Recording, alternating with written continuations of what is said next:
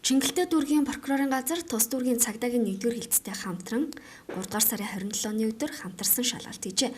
Шалгалтын үеэр тус дүүргийн 1-р хороонд байрлах орон сууцны нэг давхарт мөрөөдөд тоглоомын газар байгуулан тоглож байсан 7 иргэнийг илрүүлсэн байна. Тус байр нь 5-аас 6 өрөө тус бүрийг мөрөөдөд тоглоом тоглоход зориулан тогтжуулсан байжээ. Өнөөдөр 2020 оны 3-р сарын 27-ны өдөр 23 цаг 20 минутын орчим Чингэлтэй дүүргийн ерөнхий прокурор болон Чингэлтэй дүүргийн цагдаагийн газрын хамтран баталсан гэмт хэрэг зөрчлөөс урьдчилан сэргийлэх ажлын хүрээнд ийм хамтарсан шалгалтыг явуулсан.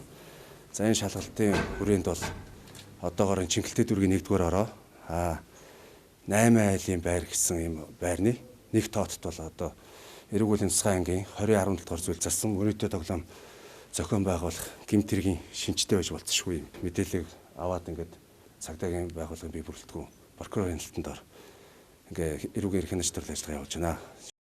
Эрүүгийн хуулийн 17 дугаар зүйлд үр дүнг нь урьдчилан төсөөлөх боломжгүй аз туршиж тоглодог хуулиар хоригдсон мөрөөдөд тоглоомын газар байгуулсан эсвэл ажилуулсан бол 5401-ээс 27000 нэгжтэй тэнцэх хэмжээний төгрөгөөр торгох эсвэл 1 жилээс 5 жил хүртэл хугацаагаар хорхиал шийтгэнэ гэж заасан байдаг.